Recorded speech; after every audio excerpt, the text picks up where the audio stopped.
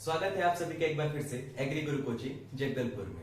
तो आज हम पढ़ेंगे एनिमल राशन का क्लासिफिकेशन। ठीक है, मतलब क्लासिफिकेशन ऑफ एनिमल राशन, जो आपका पशु चारा है ना उसका वर्गीकरण पढ़ेंगे। देखिए, इससे पहले क्लास में हमने चारा क्या है या राशन क्या है उसके बारे में जाना था। फिर हमने विभिन्न प्रकार क्या है उसके जो अवयव थे, एलिमेंट्स थे, उनके बारे में जाना था। फिर हमने ये देखा था कि कौन कौन से एलिमेंट क्या काम करते हैं। ठीक है, उसके बाद नेक्स्ट क्लासिफिकेशन में हमने कैलकुलेशंस देखे थे कि टीडीएम क्या होता है, डीसीपी क्या होता है, क्रूड प्रोटीन्स क्या होता है। आज हम देखेंगे कि चारों का वर्गीकरण कैसे होता है। तो आप देख सकते हैं यहाँ पे चारों का वर्गीकरण मैंने 3 प्रकार से किया है। पहला है आपका रफेज, जिसको मोटा चारा कहा जाता है। दूसरा है आपका कंसंट्रेट, जिसको दाने कहा जाता है। और तीसरा है आपका इंडस्ट्रियल, जो सब कल्चर्स है। ठीक है, इसको औद्योगिक उपजात कहा जाता है। जनरली आप बहुत सारे बुक में देखेंगे आपको सिर्फ मोटा चारा और कंसंट्रेट ही दिखाई देगा। ये जो औद्योगिक जो उपजात है ना, ये बहुत सारे बुक्स में नहीं दिखाई देगा, बट इसका यूज आज के टाइम पे किया जाता है। बहुत कम ही किया जाता है, बट किया जाता है। और ये जो है ये नेसेसरी नहीं है। ऐसा नहीं कि इसको देना ही है या इसको नहीं देंगे तो दिक्कत हो जाएगा, इसलिए इस क्लासिफिकेशंस को आपके बहुत सारे बुक्स में नहीं दिया गया है। तो ठीक है, हमने इसको ऐड कर दिया है आपके जानने के लिए, क्या पता कुछ क्वेश्चंस पूछे जा सके। तो स्टार्ट करते हैं कि एक्चुअल में होते क्या है। तो पहला है मोटा चारा। मोटा चारा जो है वो आपके एनिमल राशन का सबसे प्रमुख घटक है। आपके एनिमल राशन में 3/4 हिस्सा क्या है, 3/4 हिस्सा क्या दिया जाता है, आपका मोटा चारा ही दिया जाता है। लगभग 75% के आसपास जो आप चारे देंगे उसमें आप क्या देते हैं, मोटा चारा। जब आपके कंसंट्रेट की बात आ जाती है तो 1/4 भाग, मतलब 25%, जो आपका शेष भाग बच गया है वो आप क्या देंगे, कंसंट्रेट या दाना। इसकी मात्रा देना जरूरी नहीं है, पर दिया जा सकता है। वर्तमान समय में क्या है, चारों की कमी को पूरा करने के लिए औद्योगिक उपजात को दिया जाता है। क्यों? क्योंकि इंडस्ट्रियल से जो वेस्ट निकलते हैं आपकी, वो आपकी क्या है, सस्ते में मिल जाते हैं। ठीक है, साथ ही साथ उसमें जो पोषक तत्व रहते हैं आपकी, उनकी अच्छी खासी मात्रा पाई जाती है। ठीक है, तो ये चीज समझ आ गया कि रफेज क्या है, कंसंट्रेट क्या है, इंडस्ट्रियल। अब एक चीज आता है, आपको क्वेश्चंस पेपर में पूछा जाता है कि आपके मोटे चारे में जो आपका कच्चा रेशा है, क्रूड फाइबर, उसकी मात्रा, या फिर आपका डाइजेस्टिव, टोटल डाइजेस्टिव न्यूट्रिएंट, कुल 5 जो पोषक तत्व हैं उनकी मात्रा पूछी जाती है। तो याद रखेंगे, जब भी रफेज की बात आती है, रफेज में आपका टोटल डाइजेस्टिव न्यूट्रिएंट क्या है, टोटल डाइजेस्टिव न्यूट्रिएंट, जिसको TDN कहा जाता है, इसकी मात्रा 60% से कम पाई जाती है। 60% से कम पाई जाती है। और जो आपका कच्चा रेशा है, क्रूड फाइबर है, उसकी मात्रा, क्रूड फाइबर की जो मात्रा रहती है ना, वो 18% से ज्यादा पाई जाती है। ये इंपॉर्टेंट है, याद रखेंगे। अब बात आती है कि क्रूड फाइबर ज्यादा और कच्चा रेशा कम क्यों। तो आपको पता है कि रफेज जो चारा रहता है उसमें जनरली क्या करते हैं, जो आपका बायोलॉजिकल पार्ट रहता है, जैसे कि आपका स्ट्रॉस हो गए, या फिर उसके घास हो गए, या फिर जो उसकी पत्तियां हो गई, ये दी जाती है। और पत्तियों में रेशा सबसे ज्यादा पाया जाता है, ये तो आपको पता ही होगा। जैसे पालक में बोलते हैं ना, पालक में रेशा अच्छा पाया जाता है। जितनी भी पत्तियों वाली सब्जियां रहती है उनमें रेशा अच्छा पाया जाता है, घास में रेशा अच्छा पाया जाता है। इसलिए रफेज में जो क्रूड फाइबर है, कच्चा रेशा, इसकी मात्रा 18% से ज्यादा पाई जाती है, जबकि टोटल डाइजेस्टिव न्यूट्रिएंट 60% से कम। अब आपको यह भी पता होगा कि चारों को डाइजेस्ट करना बहुत मुश्किल होता है। हमने पढ़ा था ना कि चारों को डाइजेस्ट कौन कर सकते हैं, सिर्फ रूमिनेंट्स जो रहते हैं, जिनमें रूमेन पाया जाता है, वही जानवर जो रहते हैं फाइबर्स को डाइजेस्ट कर सकते हैं। मतलब बात क्या आई कि घास को या जो आपके चारे हैं इसको डाइजेस्ट करना मुश्किल है, और इसीलिए टोटल डाइजेस्टिव न्यूट्रिएंट की मात्रा 60% से कम पाई जाती है। फिर बात करते हैं कंसंट्रेट की। तो कंसंट्रेट में ये जो मात्रा रहती है ना, जस्ट उल्टी हो जाती है। अब क्या होगा, कंसंट्रेट में टोटल डाइजेस्टिव न्यूट्रिएंट की मात्रा 60% से ज्यादा पाई जाती है। क्या है, 60% से ज्यादा, जबकि क्रूड फाइबर की मात्रा 18% से कम पाई जाती है। ये बहुत ही इंपॉर्टेंट है, पेपर में पूछा जाता है, याद रखेंगे। ठीक है, मैं बार बार समझा रहा हूं आप लोगों को कि क्रूड फाइबर की मात्रा आपके 18% से कम, और टोटल डाइजेस्टिव न्यूट्रिएंट की मात्रा 60% से अधिक। किसमें, कंसंट्रेट, दाने में। चारे में ये रेशियो उल्टा कर दीजिए। क्लियर है यहां तक। अब इंडस्ट्रियल सब कल्चर्स में ऐसा कुछ नहीं होता कि देखिए अभी सब कल्चर्स रहते हैं, उपजात रहते हैं, तो इसमें आप दाने का यूज कर रहे हैं या चारे का यूज कर रहे हैं, ये डिपेंड करता है। ठीक है, इसके बाद बात करते हैं इनके क्लासिफिकेशंस की। रफेज को क्लासिफाई किया गया है, वर्गीकृत किया गया है, किसमें किया गया है? लेग्यूम और नॉन लेग्यूम में। किसमें किया गया है? लेग्यूम जिसको दलहनी कहा जाता है, नॉन लेग्यूम जिसको अदलहनी कहा जाता है। अब बात आती है कि लेग्यूम्स क्या रहते हैं, तो लेग्यूम्स दलहनी फसल, जैसे आपका क्या हो गया, जितने भी आपको दलहनी फसल याद आ रहे हैं, ज्वार हो गया, ज्वार को आप ले लीजिए, जो आपका मटर है, मटर को आप ले सकते हैं। ठीक है, इसके बाद आपका बरसीम ले सकते हैं, ल्यूसन ले सकते हैं, लोबिया ले सकते हैं, ये सारे क्या है? दलहनी फसल है। क्या है? ये सारे दलहनी फसल है। अच्छा, लेग्यूम की कुछ खासियत भी होगी, बिल्कुल खासियत है। जो लेग्यूम चारे रहते हैं ना, उसमें प्रोटीन की मात्रा नॉन लेग्यूम की तुलना में ज्यादा पाई जाती है। दूसरा इंपॉर्टेंट पॉइंट लिख लो। ठीक है, फिर से बोल रहा हूं, लेग्यूम में जो प्रोटीन की मात्रा है वो नॉन लेग्यूम से ज्यादा पाई जाती है। आपको वैसे भी पता होगा कि दाल से हमको प्रोटीन ही तो मिलता है, तो दलहनी फसल से भी हमको क्या मिलेगा? प्रोटीन मिलेगा। दलहनी फसल से क्या मिलेगा? प्रोटीन मिलेगा। अब वापस से लेग्यूम को दो हिस्सों में तोड़ दिया गया है।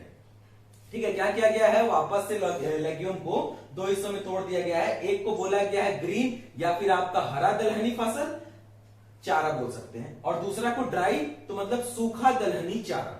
अब हरा और सूखा, इसमें क्या अंतर है?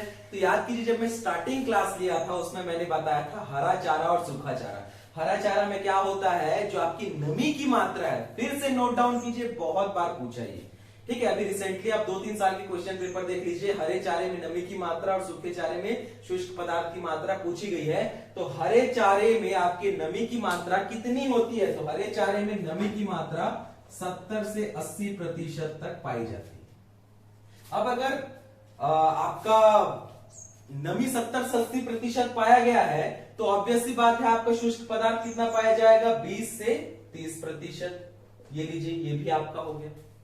ठीक है, समझ आ गया। अब ड्राई मेथड, जो आपका ड्राई रफेज है, जो सूखा चारा है, इसके बारे में बात करते हैं। तो सूखा चारा में जो शुष्क पदार्थ की मात्रा रहती है वो कितनी पाई जाती है? आपकी 85 से 90%। कितनी पाई जाती है? 85 से 90%। मतलब नमी की मात्रा कितनी पाई जाएगी? 10 से 15%। नोट डाउन कर लीजिए, इंपॉर्टेंट है, मैं फिर से बोल रहा हूं।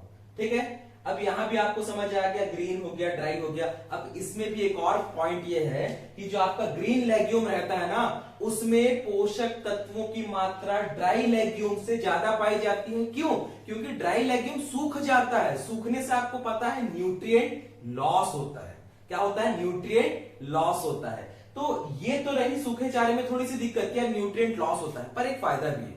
फायदा यह है कि सूखे चारे को साल भर आप उपयोग में ला सकते हैं, जबकि हरे चारे को मौसम के अनुसार ही आप उपयोग में लाएंगे। जैसे खरीफ के लिए, जो खरीफ का आपका हरा जो लेग्यूम होगा उसको यूज करेंगे, रबी में रबी के हरे लेग्यूम्स को यूज करेंगे, फिर आपका पेरिनियल आता है, बहुवर्षीय फसल रहते हैं, उसमें उसको यूज करेंगे। इसको साल भर यूज नहीं किया जा सकता। ठीक है, इसको विभिन्न मौसमों में ही उपयोग कर सकते हैं। जबकि जो आपका ड्राई है, जो सूखा चारा है, उसको आप साल भर यूज कीजिए। आप उसको क्यों? क्योंकि इसमें आसानी से इसको स्टोर किया जा सकता है। देखिए, नमी आया तो चीजें खराब होने लगती है। ठीक है, उसमें कीड़े लग सकते हैं, उसमें माइक्रो ऑर्गेनिजम्स का अटैक हो सकता है। अब यार ये ड्राई है, इसमें क्या ही अटैक होगा। ठीक है, तो ये इसका एक बेनिफिट भी और एक लॉस भी है। अब ग्रीन में जो आपका ग्रीन लेग्यूम्स है, उसमें कौन कौन से आते हैं? बरसीम आता है, ल्यूसन आता है, लोबिया आता है। अब यहां पे एक और पॉइंट, बरसीम को, ठीक है, ये भी क्वेश्चन आपका पूछा गया है, चारों का राजा किसको कहते हैं? तो चारों का राजा किसको कहा जाता है? बरसीम को कहा जाता है। ठीक है, चारों की रानी किसको कहा जाता है? तो ल्यूसन को कहा जाता है। ये दो चीजें नोट कर लीजिए। अब जो आपका लोबिया है, इसको ऐसा कुछ नहीं है ना चारों का राजा कहा जाता है ना चारों की रानी कहा जाता है, पर हां इसका उपयोग किया जाता है आपके दलहनी चारों के रूप में, दलहनी हरे चारों के रूप में। ठीक है, दलहनी हरे चारों के रूप में। अब बात आती है ना कि कभी कभार ना ये पूछा जाता है कि बरसीम का सीड रेट कितना लिया जाता है या आपके लूसन का सीड रेट कितना लिया जाता है। तो याद रखेंगे, बरसीम के जो अगर आप चारों के लिए उगा रहे हैं तो बरसीम को 25 किलोग्राम प्रति हेक्टेयर की दर से, कितना? 25 किलोग्राम, याद रखेंगे 25 किलोग्राम बरसीम का यूज किया जाता है, ल्यूसन का यूज 15 से 20 किलोग्राम, जबकि लोबिया का यूज 35 से 40 किलो माफ कीजिएगा 25 से 30 किलोग्राम के आसपास किया जाता है। बरसीम का कितना किया जाता है 25 किलोग्राम प्रति हेक्टेयर, ल्यूसन का किया जाता है 15 से 20 किलोग्राम प्रति हेक्टेयर, लोबिया का किया जाता है 25 से 30 किलोग्राम प्रति हेक्टेयर। ये क्या है आपका सीड रेट है अगर आप चारों के लिए उगा रहे हैं। अब कभी कभार ना आपका पूछा जाता है, क्या पूछा जाता है कि खरीफ की कौन से हैं, रबी के कौन से हैं और बहुफसली कौन से, बहुवर्षीय जो है। तो अगर आपको पूछा गया खरीफ तो क्या याद रखेंगे आप, भाई खरीफ है मतलब सीधी सी बात क्या है आपकी, जो आपका बरसात के मौसम में आपको जो भी दलहनी दिखेंगे, कौन कौन से दलहनी होते हैं, लोबिया होता है, ग्वार होता है। अगर आपको पूछा गया कि रबी के लिए कौन सा है तो ल्यूसन हो गया आपका, बरसीम हो गया आपका, मटर हो गया आपका। और अगर आपको पूछा गया बहुवर्षीय, ये क्वेश्चन आया है फिर से नोट डाउन कर लेना, बहुवर्षीय चारा कौन सा है, तो बहुवर्षीय चारा आपका नेपियर घास, जिसको हाथी घास कहा जाता है। ठीक है, तो ये आपका कौन सा पोर्शन कंप्लीट हो गया, हरा चारा लेग्यूम वाला। अब बात करते हैं सूखा चारा लेग्यूम्स का, मतलब अदलहनी सूखे चारे, अदलहनी सॉरी माफ कीजिएगा दलहनी सूखे चारे। क्या है, दलहनी सूखे चारे। तो दलहनी सूखे चारों में ना जितनी भी आपकी दलहनी फसल है ना, उनके जो स्ट्रॉज है, स्ट्रॉज को मतलब क्या बोलते हैं आपका जो इसको हिंदी में स्ट्रॉ को ना क्या बोला जाता है मुझे याद नहीं आ रहा, मतलब जो उनके बॉडी का जो बायोलॉजिकल मटेरियल रहता है ना, उनको क्या करते हैं, सुखा देते हैं। अब इनमें कौन कौन से स्ट्रॉज आ सकते हैं आपके, बरसीम के भी, बरसीम के चारे को लीजिए सुखा दीजिए, आपके ल्यूसन को चारे को लीजिए सुखा दीजिए, आपके लोबिया के चारे को लीजिए सुखा दीजिए, आपके जो मटर है उसके चारों को लीजिए सुखा दीजिए। तो मतलब ड्राई में कुछ फर्क नहीं है, इन्हीं चारों को सुखा देने से क्या बन जाता है, ड्राई। ठीक है, क्या बन जाता है, ड्राई। ड्राई में क्या रहता है, पोषक तत्व कम पाए जाते हैं, परंतु साल भर इनका उपयोग किया जा सकता है। तो ये आपका लेग्यूम वाला पोर्शन कंप्लीट होता है। अब आते हैं नॉन लेग्यूम में, अदलहनी चारे। अदलहनी चारे, इसमें क्या होगा, प्रोटीन कम पाया जाता है क्योंकि इसमें ज्यादा पाया जाता है। तो अब इसमें अगर प्रोटीन कम पाया जाता है तो कोई एक चीज तो ज्यादा पाई जाती है ना, बिल्कुल ही ज्यादा पाई जाती है, और वो चीज है आपका कौन सा, कार्बोहाइड्रेट। ठीक है, क्या है, जो कार्बोहाइड्रेट है ना वो आपके अदलहनी चारों में बहुत ज्यादा पाई जाती है, और इसको वापस से डिवाइड किया गया है ग्रीन और ड्राई। फिर वही चीज, ग्रीन मतलब नमी की मात्रा 70 से 80%, ड्राई मतलब शुष्क पदार्थ की मात्रा 85 से 90%। अब इसमें जो आपका ग्रीन है उसमें किसका किसका यूज किया जाता है, दूब घास है, मैंने दूब लिखा है ना, दूब घास का उपयोग किया जाता है, आपका मेज मक्का का उपयोग किया जाता है, आपका शोरगम ज्वार का उपयोग किया जाता है, आपका ओट जई का उपयोग किया जाता है। ठीक है, ये किसमें उपयोग किया जाता है, आपका हरे चारे के रूप में। अब यहां भी एक क्वेश्चन आता है कि मक्के का दाना कितना उपयोग किया जाता है चारे के लिए, सोरगम ज्वार का दाना कितना उपयोग किया जाता है, और ओट जई का दाना। तो याद रखेंगे जो मेज रहता है ना उसका 35 से 40 किलोग्राम। ठीक है, मेज का 35 से 40 किलोग्राम। सेम यही चीज सोरगम में भी रखते हैं, सोरगम में भी 35 से 40 किलोग्राम, जबकि जो जई रहता है उसका 70 से 80 किलोग्राम प्रति हेक्टेयर की दर से, क्या है, प्रति हेक्टेयर की दर से उपयोग किया जाता है अगर आप चारा के लिए उसको लगा रहे हैं तो। क्लियर है यहां तक? तो आपको ये जो नॉन लेग्यूम का ग्रीन समझ आ गया होगा। अब आते हैं नॉन लेग्यूम के ड्राई में, फिर वही चीज है। ठीक है, साल भर उपयोग कर सकते हो आप, क्या कर सकते हो, साल भर उपयोग कर सकते हो, बस पोषक तत्व की मात्रा थोड़ी सी कम पाई जा सकती है। तो इसमें कौन कौन से आपके फसल है जिसका उपयोग किया जाता है, तो आपका वीट मतलब गेहूं का जो स्ट्रॉ रहता है उसका उपयोग करते हैं, या जो आपका ओट का जो स्ट्रॉ रहता है उसका उपयोग करते हैं। अच्छा ठीक है, ये देखिए जो मेज है ना इसको चरी भी कहा जाता है ना, मेज की चरी या सोरगम की चरी या ओट की चरी। चरी का मतलब रहता है फॉडर। ठीक है, क्या रहता है, फॉडर क्रॉप्स, जिसका उपयोग किसके लिए करते हैं, चारे के लिए करते हैं। वैसे आपका वीट का स्ट्रॉ मतलब जब वीट सूख जाता है तो देखे होंगे उसके जो डंठल रहते हैं, डंठल या जो उसका जो सूखा पत्तियां रहती है उसका उपयोग किसके रूप में करते हैं, अदलहनी सूखे चारे के रूप में। अब यहां मैंने दो लिखा है, एक लिखा है वीट स्ट्रॉ और एक लिखा ओट स्ट्रॉ। इसका कुछ खासियत है, याद रखेंगे। जो आपका वीट स्ट्रॉ है, जो गेहूं का जो सूखा चारा उपयोग करते हैं ना, वो भारत में सर्वाधिक किया जाता है। क्या किया जाता है? भारत में सर्वाधिक वीट के स्ट्रॉ का उपयोग चारों के रूप में किया जाता है, जबकि ओट का स्ट्रॉ सबसे अच्छा माना जाता है। अगर पूछा जा रहा है सर्वाधिक उपयोग किया जाने वाला अदलहनी चारा तो वीट है, और अगर आपको पूछा जा रहा है सर्वश्रेष्ठ अदलहनी चारा है तो आपका क्या है? ओट है। ये सूखे में ना। अब ओट खास क्यों है इतना? तो खास इसलिए है कि इसमें प्रोटीन की थोड़ी सी मात्रा 2.2% के आसपास पाई जाती है। साथ ही साथ इसमें जो पाचनशीलता रहती है वो आपके जो वीट स्ट्रॉ है उसकी तुलना में ज्यादा रहता है। मतलब वीट स्ट्रॉ को डाइजेस्ट करना थोड़ा सा मुश्किल होता है, जबकि आपका जो ओट का स्ट्रॉ है इसकी डाइजेस्टिबिलिटी 48% तक होती है। ठीक है, 48%। नोट डाउन कर सकते हैं। इसके बाद बात करते हैं कंसंट्रेट की। तो कंसंट्रेट तो आपको समझ आ गया वो डेफिनेशन में क्या था। ठीक है, क्या रहता है आपका जो टोटल डाइजेस्टिव न्यूट्रिएंट रहता है 60% से ज्यादा, जो क्रूड फाइबर रहता है वो आपका 18% से कम। अब यहाँ पे इनको क्लासिफाई किया गया है, पहला है प्रोटीन युक्त और दूसरा है कार्बोहाइड्रेट युक्त दाने। पहला क्या है? प्रोटीन युक्त दाने, दूसरा क्या है?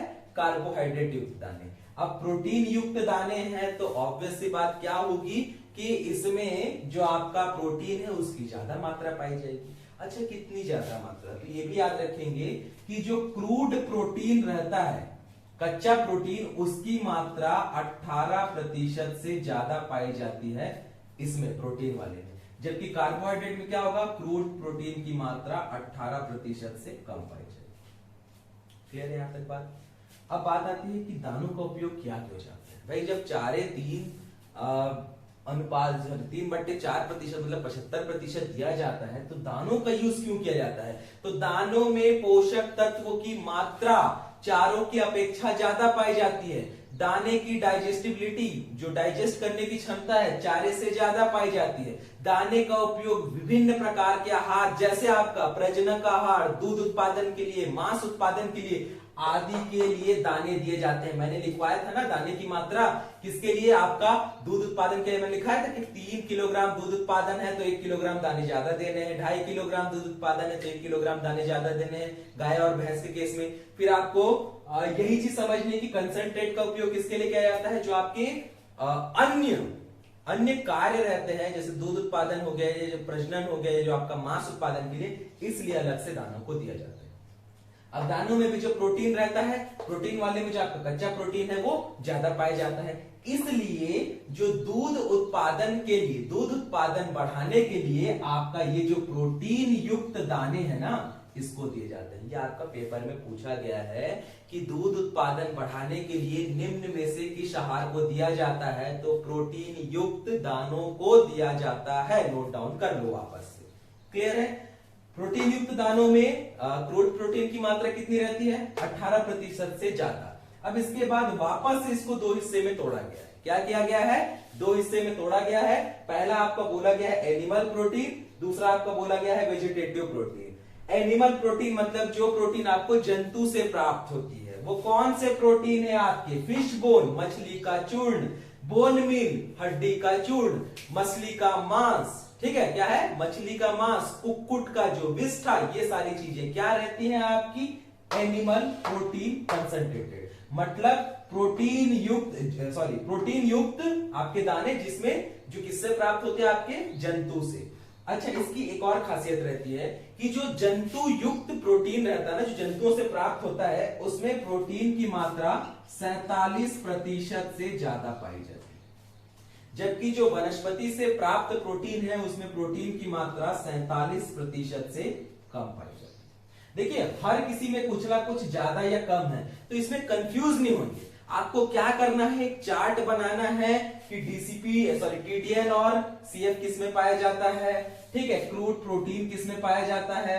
ठीक है, फिर आपका क्या है? नमी की मात्रा किस में पाई जाती है। इसको नोट डाउन करेंगे, रटेंगे नहीं। ठीक है, समझेंगे, ज्यादा याद होगा। अब देखिए, नाम में ही प्रोटीन आ रहा है तो क्रूड प्रोटीन की मात्रा ज्यादा ही पाई जाएगी ना। जंतु है तो जंतुओं में प्रोटीन की मात्रा ऑब्वियस सी बात है ज्यादा ही पाई जाती है आपके वनस्पति की तुलना में। टोटल डाइजेस्टिव न्यूट्रिएंट चारों में कम ही पाया जाएगा क्योंकि चारों को पचाना मुश्किल है। तो इसको फैक्ट लॉजिकली याद करेंगे। ठीक है, फैक्ट से, लॉजिक से याद करेंगे, रटेंगे नहीं। रटेंगे तो यार दिक्कत हो जाएगा।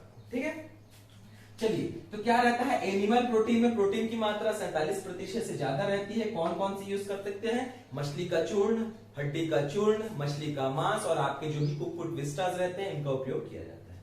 अब बात आती है वेजिटेटिव की, क्योंकि देखिए भारत में ना ये जो एनिमल प्रोटीन है ना इसका उपयोग बहुत कम किया जाता है। क्यों? थोड़ी सी धार्मिक आस्थाएं जुड़ी हुई है, थोड़ी सी आपके जो इंसानियत तो नहीं बोलेंगे, ह्यूमैनिटी को इसमें बीच में नहीं लाएंगे, पर यहाँ के लोग ना जंतु प्रोटीन मतलब जंतुओं से थोड़ा सा प्यार ही कर लेते हैं, इसलिए उनका उपयोग क्या करते हैं? चारे के लिए नहीं करते हैं। ठीक है, भले खाने के लिए कर लेते होंगे, भले मैटर है। तो वेजिटेटिव प्रोटीन में क्या रहता है? मतलब ऐसा प्रोटीन जो कहां से आपको मिलेगा? वनस्पति से, पेड़ पौधों से। ऐसे मिलने वाले प्रोटीन को क्या कहा जाता है? आपका वेजिटेटिव प्रोटीन। अब कौन कौन से हैं? तो जितने भी केक्स को ना वो खाने वाला केक मत समझ लेना कि बर्थडे में जो केक लाता है उसमें वनस्पति एकदम डाल दे रहे हैं। ठीक है, क्या डाल दे रहे हैं? आपका मूंगफली डाल दे रहे हैं, या फिर आपका कॉटन सीड डाल दे रहे हैं, या जो आपका सरसों डाल दे रहे हैं। तो इससे ये वो वाला केक नहीं है, ये क्या है? खली। इसको क्या बोला जाता है हिंदी में? खली। आपने सुना होगा ना कि जो आपके ऑयल फैक्ट्रीज रहते हैं, ऑयल फैक्ट्रीज में जैसे मूंगफली के ऑयल को निकालने के बाद जो एकदम बुरादा जैसे बच जाता है ना, जो वेस्ट मटेरियल, इसी को क्या बोला जाता है? खली।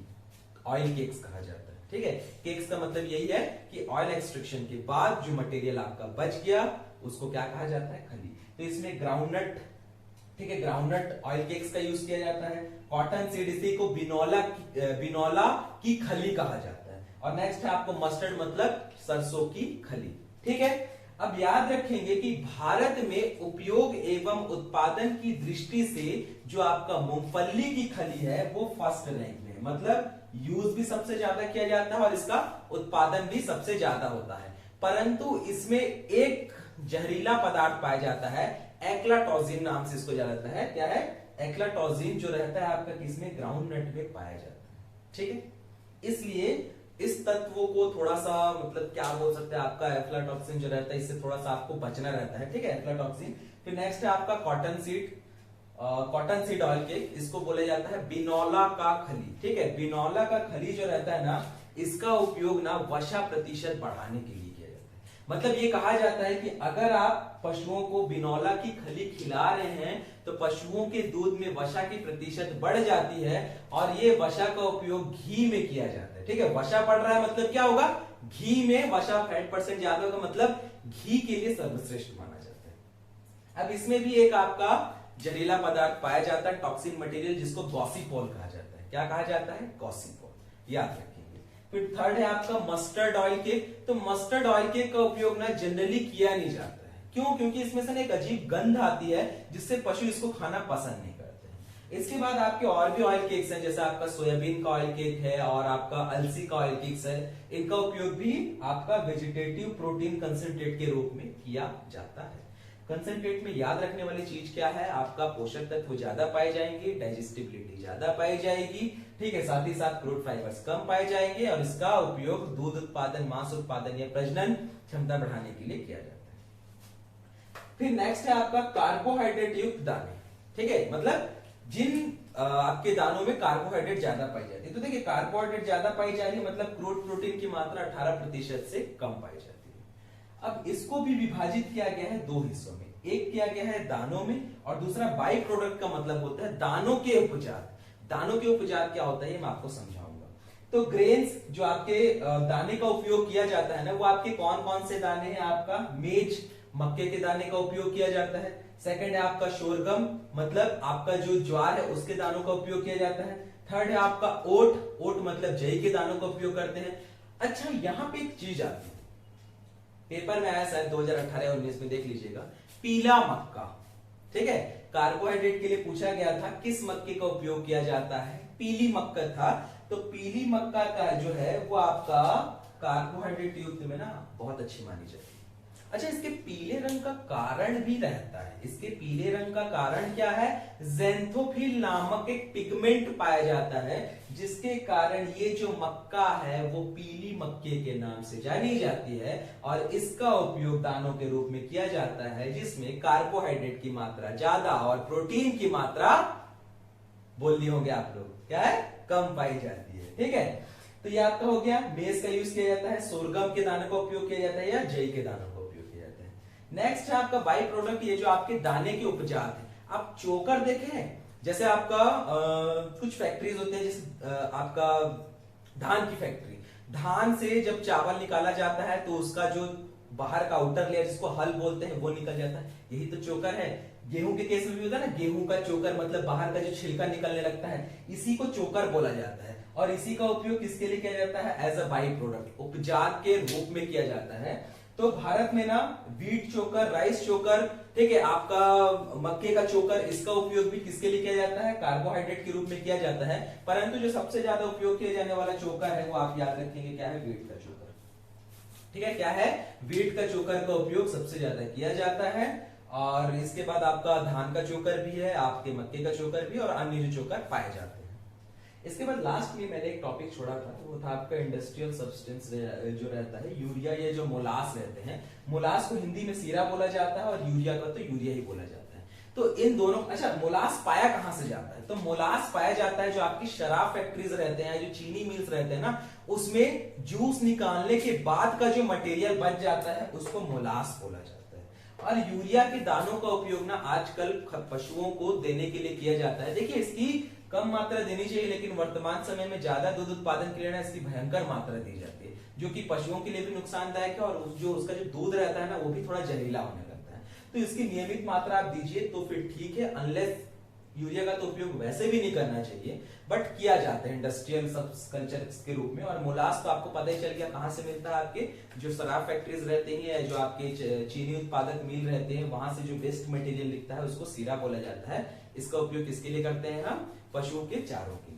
तो ये आपका एनिमल क्लासिफिकेशन था, एनिमल राशन का क्लासिफिकेशन था। यहां से क्वेश्चंस पूछे जाते हैं, मैं बार बार रिपीट कर रहा हूं, क्वेश्चंस पूछे जाते हैं, कुछ भी पूछ सकता है, चाहे आपको परसेंट पूछ दे, चाहे उनका बेस दर पूछ दे, चाहे ऋतु पूछ दे, चाहे लेग्यूम है कि नॉन लेग्यूम है पूछ दे, चाहे प्रोटीन कितना पाया जाता है, कार्बोहाइड्रेट कितना पाया जाता है ये पूछ ले, चाहे उनका उदाहरण पूछ ले, कुछ भी पूछ ले, पूछेगा तो पक्का है। इसको बहुत ध्यान से पढ़िएगा। और इसको पढ़ने का मैं ट्रिक वापस से बता रहा हूं, चार्ट बनाइए, एक के बाद एक लिखिए, थ्रू द पॉइंट लिखिए, पॉइंट वाइज लिखिए कि किसमें क्या चीज फेमस है, तो याद होगा। अगर आप रटने का सोचेंगे तो एक दिन याद होगा, 2 दिन याद होगा, तीसरे दिन से भूलना शुरू हो जाएंगे। समझ के पढ़ेंगे, ज्यादा याद होगा। क्लियर है? तो आज की टॉपिक जो रहेगा, आज की क्लास जो रहेगा वो यहीं पे कंप्लीट करेंगे। नेक्स्ट क्लास आपका एनिमल राशन का आखिरी क्लास होगा, और उसमें हम क्या पढ़ेंगे? चारों का संरक्षण, हे और साइलेज। ठीक है, यहां से भी बहुत क्वेश्चंस पूछे जाते हैं, तो वहां पे आपका जो एनिमल राशन है उसको हम कंप्लीट कर देंगे। इसके बाद में अलग से या तो आपको पीपीटी के फॉर्म में या तो आपके ग्रुप में जो आएगा कुछ फोटोज आ जाएगा कि विभिन्न प्रकार के जो कुछ चारे रहते हैं उनमें पोषक तत्वों की मात्रा कितनी पाई जाती है, तो उसका या तो आपको पीडीएफ दे दिया जाएगा या तो आपको पीपीटी के थ्रू दे दिया जाएगा। तो उसको आप पढ़ लेंगे, क्योंकि वो पूरे एक चार्ट है, ठीक है, उस चार्ट में समझाने लायक कुछ है नहीं। डीसीपी, टीडीएन या फिर जो आपका क्रूड फाइबर, ये पाया जाता है तो पाया जाता है, ये फैक्ट वाली चीज है। ठीक है, इसमें लॉजिक लगाने की कोई जरूरत नहीं है कि क्यों पाया जाता है, तो इसको आपको उस प्रकार से याद करना है। उसमें कभी कभार कुछ क्वेश्चंस पूछे जा सकते हैं, जैसे आपका पूछा जा सकता है कि ज्वार के जो दाने हैं, जो ज्वार का जो चारा है उसमें कितने प्रतिशत आपका टीडीएन या फिर आपका क्रूड फाइबर या फिर डीसीपी पाया जाता है, तो उसको आप वहां से याद कर लेंगे। तो आज की क्लास यही कंप्लीट करते हैं। अगर कोई भी डाउट हो तो वापस से वही अपने डाउट रखिए, क्लियर किया जाएगा। Thank you so much.